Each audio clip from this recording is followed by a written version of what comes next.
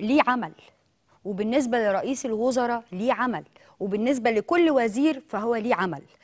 خليني أقول إن رئيس الجمهورية بيرتب البيت من بره دلوقتي، أو مهتم أكتر دلوقتي بترتيب البيت المصري وترتيب العلاقات المصرية وإنقاذ ما يمكن إنقاذه من الاقتصاد المصري اللي اتدمر طول 3 سنين أو 4 سنين فاتوا. بالنسبة لرئيس الوزراء أنا بعتب عليه في حاجات كتير على فكرة، وما يزعلش مني، وعارف أنا بقدره قد إيه وبحترمه قد إيه، لكن إذا كنت بحبه وبقدره وبحترمه فلازم أقول له الحاجة الصح اللي أنا شايفاها والحاجة الغلط اللي أنا شايفاها. الحاجة الصح اللي أنا شايفاها إنه راجل عايز يعمل كل حاجة، أو الحاجة الكويسة اللي أنا شايفاها عاوز يعمل كل حاجة بإيده، لكن ده ما ينفعش، لأن كل وزير موجود في مكانه لازم يشتغل، كل وزير موجود في مكانه لازم يبين كرامة من كراماته. عندنا فساد في كل حتة في الوزراء وترهل بقاله سنين لازم نصلحه.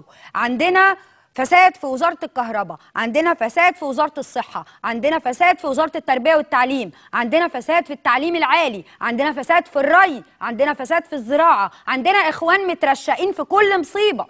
فلازم ناخد بالنا، لازم يبقى في شدة شوية لسيادة الوزراء يا رئيس الوزراء. شد الوزراء بتوعك شوية، لأن بمنتهى البساطة طول ما أنت بتشد عليهم هم هيشدوا على اللي تحتيهم.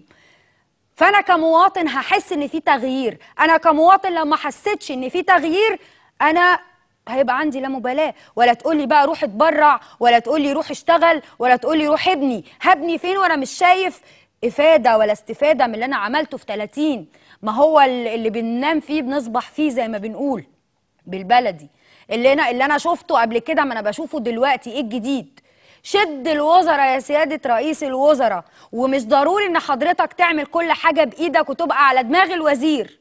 لازم يبقى فيه شدة، عشان بمنتهى البساطة ده أنا كمواطن أحس بيه. لكن أنا كمواطن لو شفت رئيس الوزراء أو شفت الوزير نازل يمر والحياة جميلة، وأنا في النهاية كمواطن مش شايف فايدة من ده كله، فخلاص ملوش لازمة.